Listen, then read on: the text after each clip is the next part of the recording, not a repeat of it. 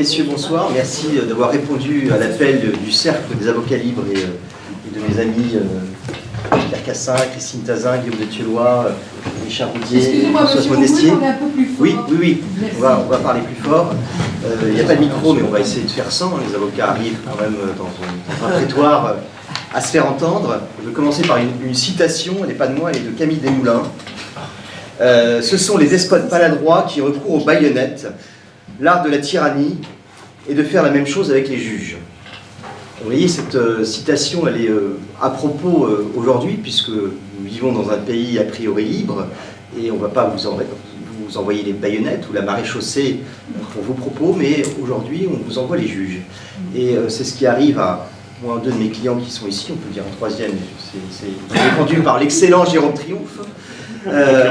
Et si nous avons décidé d'organiser cette réunion avec Christine Tazin et Pierre Cassin, c'est parce que le rôle de l'avocat, c'est de défendre son client dans les prétoires, mais c'est aussi lorsqu'il considère que cette défense n'est plus équitable et que, en quelque sorte, les armes du jeu sont biaisées. Hein. C'est comme un boxeur qui rentrerait sur un ring avec eh bien, une main attachée derrière. Les armes sont biaisées. Nous ne sommes plus dans ce qu'on appelle, la Cour européenne des droits de l'homme appelle le droit à un procès équitable. Et par conséquent, c'est en dehors des prétoires, dans la rue, dans les salles de conférence, dans les salles de presse, si tant est que la presse nous donne accès à la parole, eh bien que nous alertons le grand public sur ces atteintes aux libertés. Les avocats sont, en quelque sorte, en première ligne de la défense des libertés parce qu'ils connaissent les lois, ils connaissent la subtilité de ces lois, de leur interprétation, et qu'ils pressentent, à travers leur expérience, leur connaissance non seulement du droit, mais aussi de la pratique, qu'il y a quelque chose d'anormal qui est en train de se jouer. Alors il y a eu un élément déclencheur, un fait générateur dans ce choix d'organiser cette réunion. C'est une nouvelle citation à comparaître pour Christine Tazin, le 1er mars prochain, devant la 17e chambre correctionnelle. Et cette fois-ci, ce qui est nouveau, c'est qu'on franchit en quelque sorte un cap dans la hiérarchie des atteintes, puisque Christine Tazin ne s'en prend pas à des personnes, d'ailleurs elles ne sont jamais prises à des personnes, mais ce n'est pas ce qu'on lui reproche.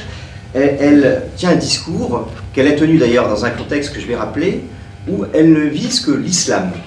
Eh bien, elle est poursuivie aujourd'hui à la suite d'une plainte, ou plus exactement d'une dénonciation de la LICRA, qui excelle dans ce rôle de délateur public, et qui a envoyé un courrier de signalement au procureur de la République, qui aurait très bien pu envoyer cette dénonciation à la poubelle, et ce qu'il aurait dû faire, mais le ministère public, c'est-à-dire le représentant de la société, c'est-à-dire de vous, de moi, que vous rémunérez à travers vos impôts, a décidé de poursuivre Christine Tazin. Et il l'a fait en connaissance de cause, parce qu'il faut savoir qu'en matière de presse, à Paris, il y a une section qui s'appelle la section AC4 du parquet, qui est précisément spécialisée.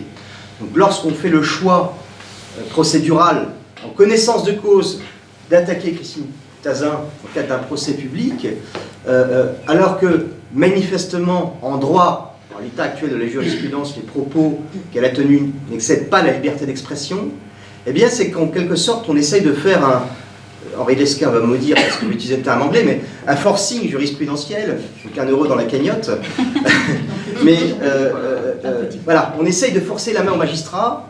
Alors souvent, c'est les associations de gauche, de gauchistes qui font ça, dans les affaires civiles, sociales, pour essayer de créer de nouvelles jurisprudences. Mais là, on essaye de franchir un cap. Et je ne suis pas du tout dans la théorie du complot, de la conspiration, selon laquelle il y aurait des gens en tablier qui se réuniraient derrière une table avec des tabliers, et qui décideraient de cibler Christine Tazin. Mais il y a quand même une convergence, faisceau d'indices, comme on dirait en droit commercial, qui nous incline à penser qu'il y a une velléité de la part, non seulement de ce gouvernement, mais du système en général, à restreindre la liberté publique, la liberté d'expression, notamment pour toutes les questions qui concernent l'immigration et l'islam.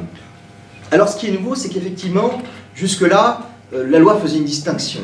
En gros, on pouvait attaquer les religions, en général plus facilement le catholicisme, et puis ensuite l'islam et puis le judaïsme, mais on ne pouvait pas s'en prendre aux personnes à raison de leur religion. Quoique, mon confrère Triomphe, qui est l'avocat de l'association La Griffe, qui est une association extrêmement courageuse, que je vous invite à soutenir, qui justement a voulu, dans la balance, rééquilibrer et s'attaquer au racisme anti-français, anti-chrétien, anti-européen. La plupart du temps se fait systématiquement débouter. Et pour vous donner un exemple incroyable de l'inégalité jurisprudentielle, du caractère ahurissant même de cette jurisprudence relative aux lois antiracistes sur laquelle je vais revenir tout à l'heure, on verrait les exemples de Anne Lauvergeon et Jean-Paul Agon qui s'étaient chacun de leur côté vantés de faire de la discrimination positive. Anne Lauvergeon qui avait dit que dans sa boîte on n'embaucherait pas de grands mâles blancs. Vous imaginez la symétrie si au lieu de grands mâles blancs elle avait ciblé d'autres catégories de personnes. Et Jean-Paul Agon aussi s'était vanté de faire de la discrimination positive. Malgré une plainte qui était bien articulée par mon excellent confrère Triomphe, et bien non seulement, vous bien, la 17e chambre a débouté la griffe, mais elle l'a condamné à 3 000 € de dommages-intérêts pour procédure abusive.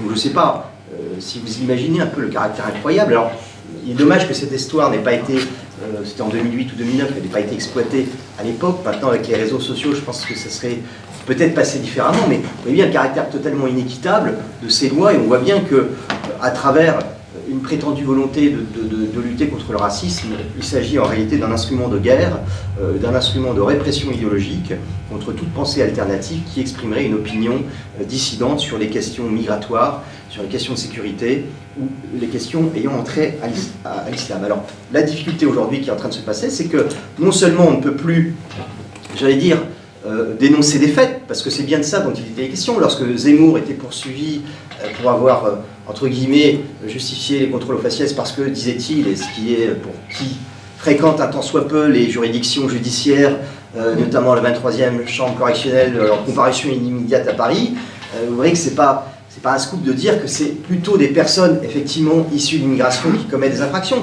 J'en fais pas une théorie générale et universelle, c'est une donnée factuelle, une donnée sociologique qui n'est pas inintéressante de noter. Alors il y a peut-être d'autres explications, on dira peut-être ils sont défavorisés parce qu'ils vivent dans des cités qui sont très très moches, ça je le conçois, construites par des staliniens dans les 60, ça c'est peut-être une explication, mais en tout cas, à tout le moins noter une réalité factuelle, expose son auteur eh bien, à des poursuites pénales. Mais là, on franchit un cap, puisque Christine Tazin, c'est même pas ce qu'elle dit, elle dit c'est l'islam en tant que théorie qui génère les violences. Alors, elle a peut-être tort ou raison, ça n'est pas la question, mais à partir du moment où, si par extraordinaire, demain, la 17e chambre correctionnelle est amenée à la condamner, eh bien, cela aboutirait à cette situation absolument incroyable où les juges judiciaires s'érigeraient en quelque sorte en théologien, en tribunal théologique, qui déciderait finalement de manière arbitraire, de manière qui serait gravée dans le marbre, que, eh bien, il n'y a qu'un islam, et cet islam, c'est un islam des Lumières, de la tolérance, etc. Et que tous ceux qui diraient le contraire, eh bien, en quelque sorte, seraient des gens qui, en arrière-fond, à travers une attaque officielle de la religion, eh bien, véhiculeraient au très fond de leur conscience un sentiment raciste. Donc, on voit bien que là, à travers ces lois liberticides, la loi Pleven en particulier, le magistrat est amené en quelque sorte à sonder les reins et les cœurs. Et c'est bien là l'un des reproches qu'on peut faire à cette loi, c'est qu'on met le magistrat dans une situation difficile. Et je voudrais ici, c'est pas les magistrats qu'il faut attaquer, parce que vous avez de tout, hein, dans la magistrature comme dans tous les corps de métier. Vous avez des brebis galeuses et vous avez des gens courageux. Il y en a. Et cela mérite d'être souligné parce que sinon j'arrêterai tout de suite ce métier, mais on obtient quand même quelques victoires judiciaires. D'ailleurs, on en a remporté une récemment pour Christine Tazin et qui était inattendue. Donc on ne va pas forcément systématiquement au casse-pipe. Donc on arrive à obtenir gain de cause devant les juridictions judiciaires. Simplement, vous avez aussi des magistrats extrêmement malhonnêtes. Vous avez des magistrats corrompus, mais de tout temps, j'allais dire. On pourrait parler des tribunaux de commerce qui sont liés à des obédiences philosophico-ésotériques, mais ça c'est un autre sujet, c'est pas le sujet ce soir. Mais le magistrat est embarrassé parce qu'il est prisonnier par des textes de loi, et bien qu'il ne lui laisse pas grande marge de manœuvre en définitive. Soit il relaxe les prévenus et puis il ne va pas faire long feu à la 17e chambre correctionnelle, soit il veut condamner, alors il y a des cas de figure où ça peut justifier, mais d'autres où il va falloir qu'il condamne parce qu'il y a une telle pression qui peut être externe ou interne qui peut être exercée sur lui, et il va falloir trouver un motif de culpabilité, et on va couper les cheveux en quatre, et on va même contredire sa propre jurisprudence. Hein. Nous avons déjà assisté à des décisions à une semaine d'écart qui dit blanc le 1er janvier et noir le 8 janvier parce que ça va arranger la victime, évidemment, n'est pas la même. Donc on a une inégalité de jurisprudence et cette inégalité de jurisprudence, elle est liée à une loi qui est intrinsèquement perverse et dont on demande effectivement l'abolition. Alors, il y a un acharnement, je pense, aujourd'hui plus particulier. Je pense qu'on a un gouvernement socialiste qui fait un petit peu la politique du pire, qui sent peut-être que son temps est compté, quoique tout peut arriver, hélas. La capacité de résignation de notre peuple est absolument exceptionnelle et je pense qu'il faut l'interpréter dans un sens parfois un peu pessimiste. Mais donc on a une espèce de fuite en avant et on accélère les procédures. Il y a aussi, je pense, parmi ces explications, un clientélisme de la part de la gauche, la nouvelle gauche, la gauche Terra Nova, hein, puisque depuis bien longtemps,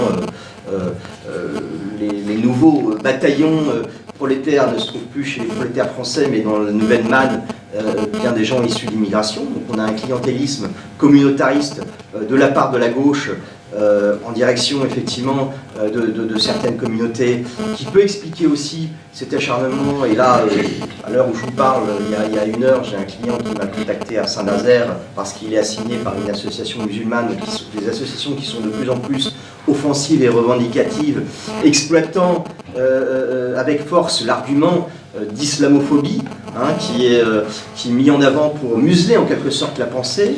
Mais toutes ces procédures, quand bien même elles n'aboutissent pas forcément, eh bien il faut se défendre. Parce que si vous ne vous défendez pas, vous êtes condamné. Ou alors vous défendez mal, vous prenez, je ne veux pas critiquer les avocats commis d'office, mais le droit de la presse, c'est un droit extrêmement spécialisé, ça ne s'improvise pas.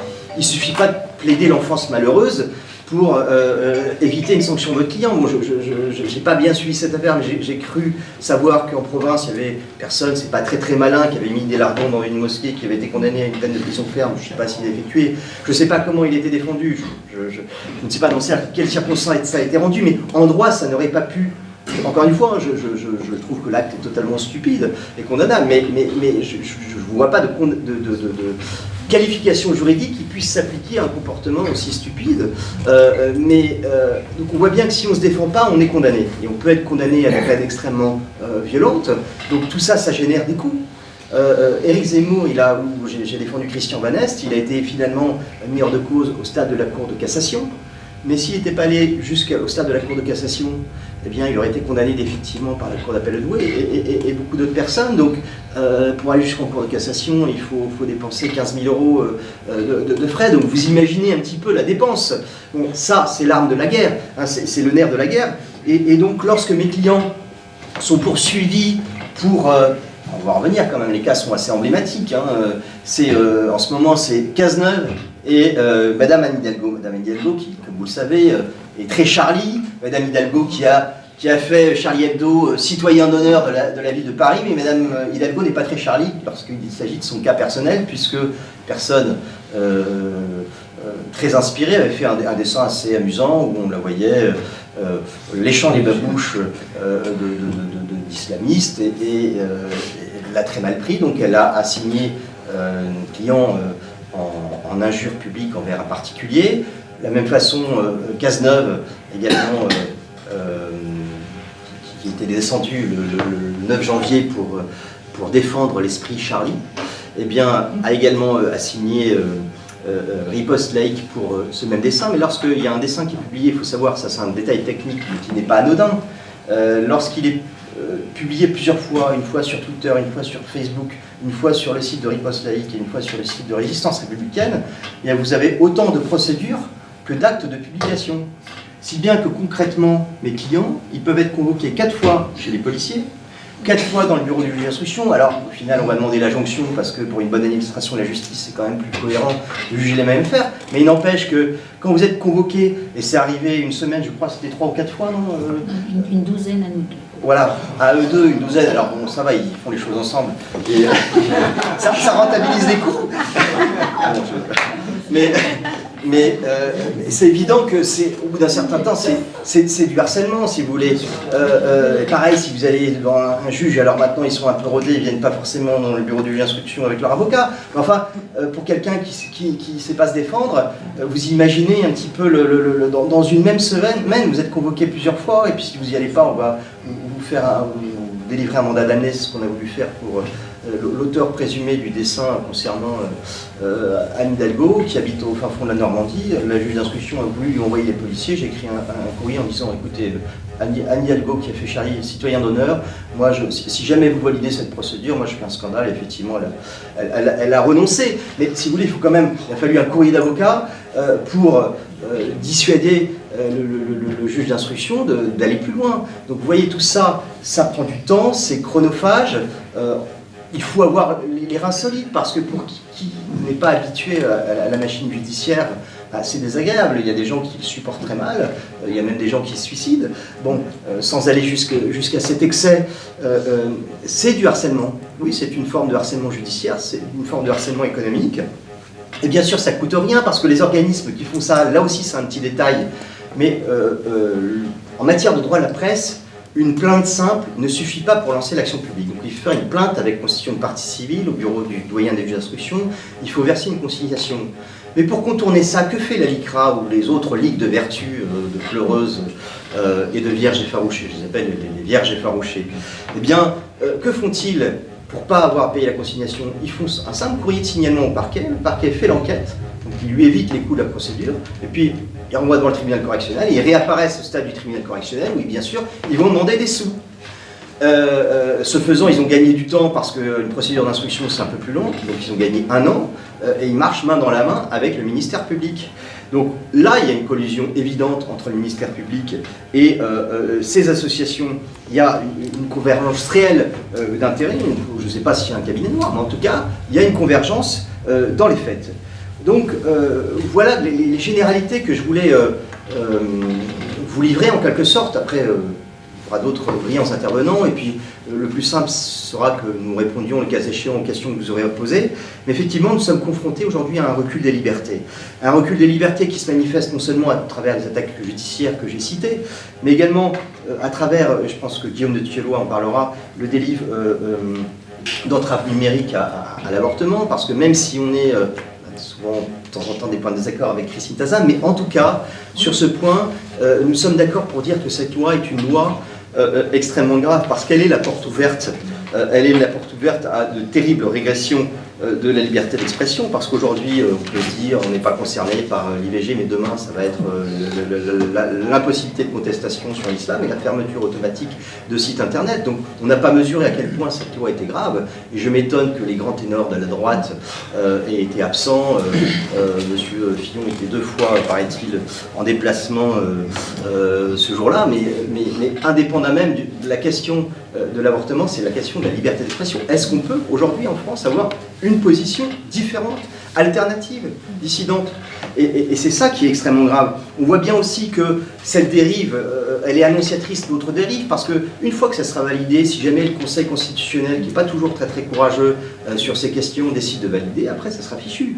Rien n'empêchera que ce qui aujourd'hui est applicable à la contestation, enfin à l'expression d'une pensée alternative à l'IVG, eh bien, puisse s'appliquer à d'autres domaines de la pensée. Évidemment, vous voyez venir. Mais on voit bien aussi qu'il y a une tentative extrêmement grave d'atteinte aux libertés qui dépasse même les frontières de la France, puisque dans le cas de Riposte Laïque, vous savez que le site Riposte Laïque, depuis 2012, est domicilié en Suisse. Eh bien, alors, le tribunal, quand ça les arrange, ils disent que c'est Pierre Cassin qui est directeur de publication, et que ça ne les arrange pas parce qu'au niveau procédural, ils n'ont pas réussi à le trouver, eh bien, on va dire que c'est en Suisse. Eh bien, figurez-vous, la France, aujourd'hui, dans un jugement de la 17e chambre correctionnelle qui concerne Alain Jean Méret, le directeur de publication du site Riposte Laïque Suisse, qui publie physiquement les articles, a été condamné pour des propos publiés en Suisse.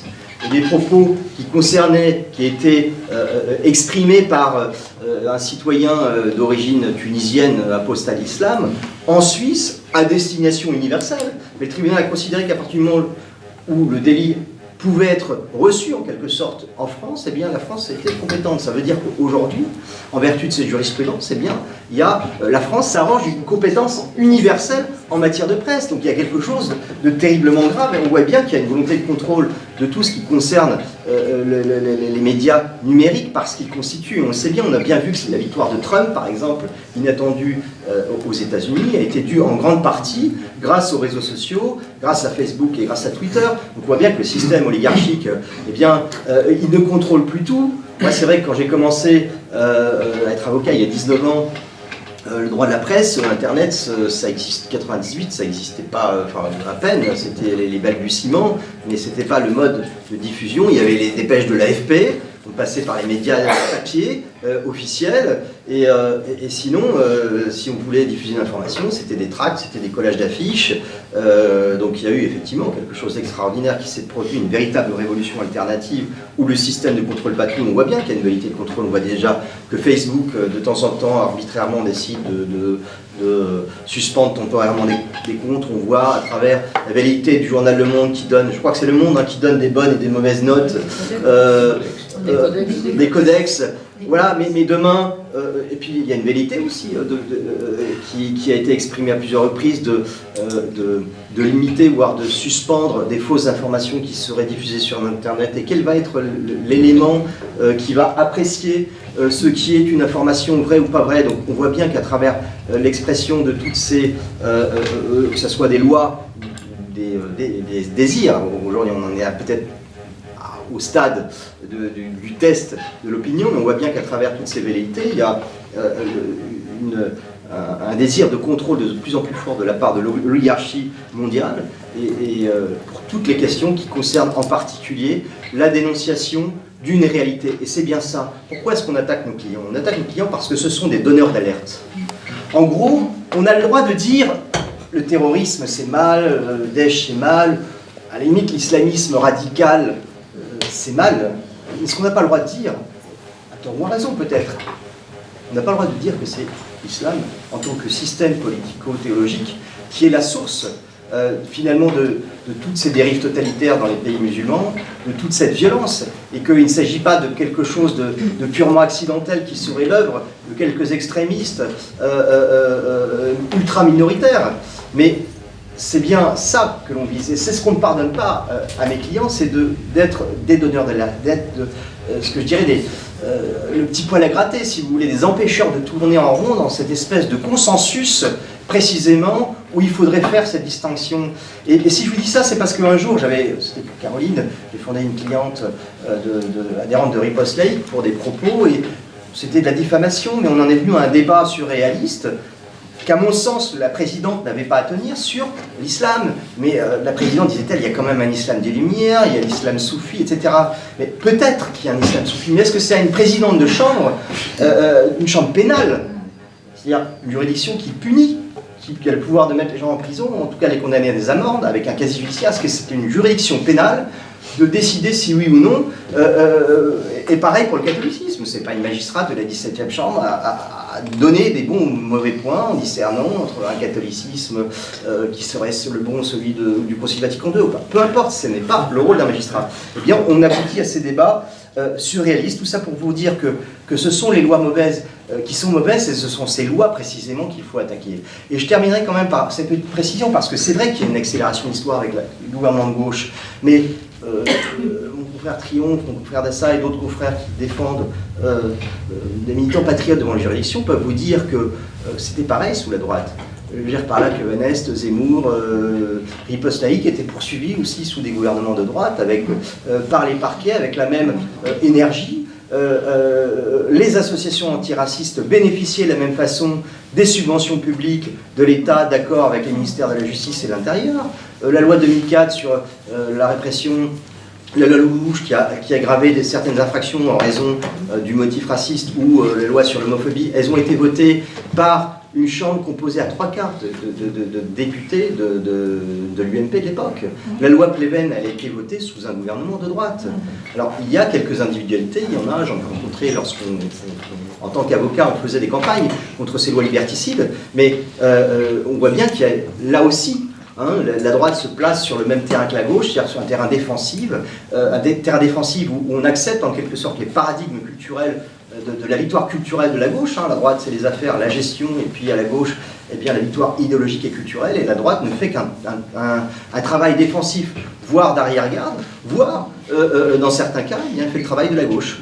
Donc, ce n'est pas une question de gauche ou de droite, c'est une question de système, et ce sont ces lois que nous voulons abolir, et c'est la raison pour laquelle, ce soir, eh bien, à l'issue de cette réunion, nous interpellerons tous les candidats à la présidence de la République pour qu'ils mettent un terme à ces lois liberticides. J'en ai terminé, je vous remercie.